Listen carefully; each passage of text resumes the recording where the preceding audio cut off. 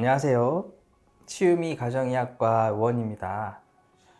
혹시 원인 모르는 심한 피로감을 느끼고 있지는 않으신가요? 그리고 그런 피로감이 6개월 이상 지속이 되고 있나요? 휴식을 해도 피로감이 계속 지속되고 있지는 않으신가요? 이러한 피로를 병적 피로, 만성 피로로 구별을 할 수가 있는데요. 오늘은 이런 만성 피로에 대해서 알아보는 시간을 가져보려고 합니다.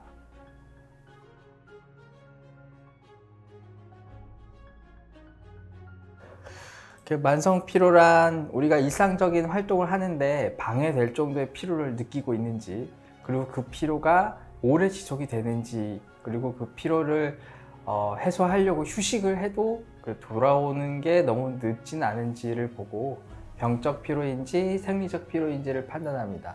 우리가 원래 일을 하게 되면 당연히 사실 피곤하죠. 하지만 이제 문제는 이겁니다. 주말에 충분히 쉬어도 피로가 풀리지 않는 경우, 저는 환자분들이 진료실에 왔을 때 점수를 매겨보라고 하거든요. 만성 피로 점수를, 그러니까 10점이 이제 세상에서 제일 최악이라는 피로라고 생각을 해보신다면 본인의 한 일주일이나 2주일의 평균적인 피로 점수는 몇 점인지를 물어봅니다. 여기에서 최소 이제 6점이나 7점 이상이라고 대답하시는 분들 중에 두 번째로는 휴식을 하면 그게 좀 풀리는지를 이제 여쭤보거든요. 근데 안 풀리신다 이러시면 그거는 치료해야 되는 피로로 보아야 된다라고 말씀을 드리고 있습니다.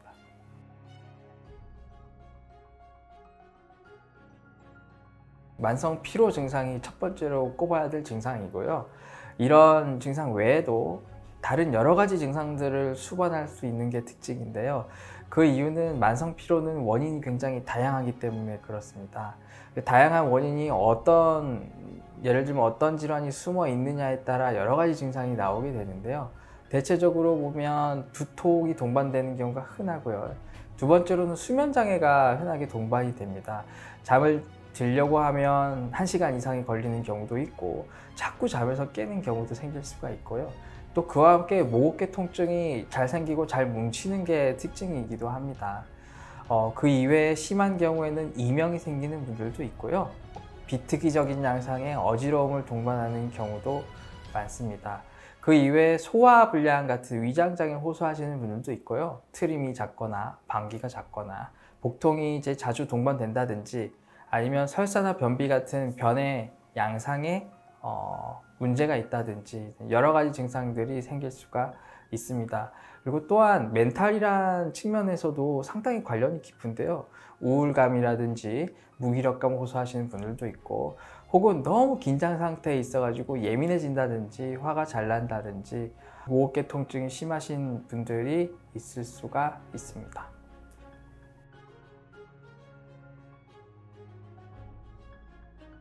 만성 피로가 원인이 정말 다양합니다. 그런 원인을 잘 찾아서 치료를 해야 되는 게 이제 치료의 핵심이 될 텐데요. 진단할 때 여러 가지 검사를 하게 되는데, 그 이유가 뭐냐면 하나라도 놓치면은 이제 다른 게 진단이 된 경우에 그쪽으로 치료를 했을 때 요거 하나 놓치면은 치료 효과가 상당히 떨어져 버리는 경우가 많습니다. 그래서 여러 가지 진단 툴로서 만성 피로를 접근을 해야 되는 게 맞고요. 그래서 원인으로는 수면 장애가 이제 원인인 경우가 많고요. 근데 그 이면에 보시면은 멘탈 문제가 동반되는 경우도 굉장히 흔하거든요. 그래서 우울 장애라든지 불안 장애라든지 이런 것들도 꼭 감별을 해야 되는 거고, 그리고 그런 거 말고도 부신 피로라고 부르는 우리 부신 기능이 저하된 경우도 이제 만성 피로 원인 중에 하나거든요. 그래서 오늘 좀 중점적으로 말씀드릴 거는 이제 부신 기능 저하, 요거에 대해서 좀 말씀을 좀 드리려고 합니다.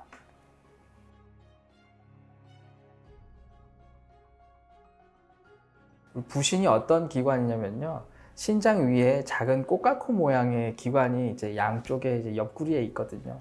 근데 이 작은 기관이 호르몬을 이제 분비하기 때문에 되게 중요한데요. 여러 가지 호르몬들이 나오지만 이제 부신 피질이라는 곳에서는 코티솔이라는 호르몬이 분비가 되게 됩니다. 이 코티솔은 천연 스테로이드 호르몬인데요. 우리가 급성으로 스트레스를 받으면 코티솔이 많이 올라가고, 만성적으로 계속된 스트레스가 쌓여 있으면 코티솔이 많이 떨어지게 되거든요. 그래서 만성 피로에서는 흔히 코티솔 저하가 같이 동반되는 경우들을 꽤 볼 수가 있는데요. 이 코티솔이 떨어진 것만으로도 피로감을 느낄 수가 있거든요. 그래서 이런 호르몬이 떨어져 있으면 그 올리려는 치료를 할 수가 있겠죠.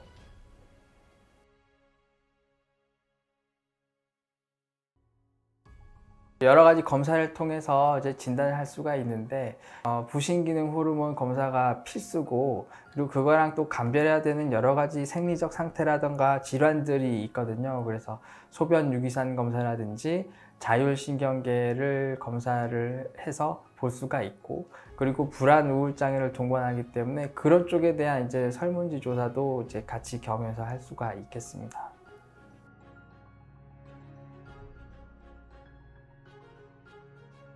부신기능 저하로 우선 진단이 되면 치료 방법이 여러 가지가 있는데, 그 중에 본인한테 맞는 방법을 선택을 하시게 됩니다. 처음 말씀드릴 수 있는 치료로는 감초주사라는 게 있는데요. 우리 약방의 감초라고 하잖아요. 그러니까 한약재로 쓰이는 감초를 수액으로 만든 이제 주사가 감초주사입니다. 이 감초주사는 1주 내지 2주 간격으로 맞게 되는데요. 이 주사를 맞으면 부신 기능이 이제 서서히 좋아지는 효과를 보실 수가 있습니다. 어떤 분들 같은 경우는 먹는 영양제가 더 효과적일 수 있는데요. 이런 부신 기능을 올려주는 영양제도 종류가 좀 다양한 편인데, 이런 것들이 이제 개인화해서 이제 부신 기능 치료에 응용을 해볼 수가 있습니다. 또 아까 말씀드렸듯이 여러 가지 이제 검사들 중에 소변 유기산 검사라는 항목이 있는데, 거기서 이상이 심한 경우에는 그쪽으로 치료를 하면 오히려 자연스럽게 직접적으로 부신을 타겟팅하지 않고도 부신 기능이 좋아지는 그런 분들이 있거든요. 그래서 그런 것들을 이제 검사 및 이제 본인의 상태와 내원을 어떻게 하실 수 있느냐에 따라서 개인화해서 치료에 응용을 해볼 수가 있습니다.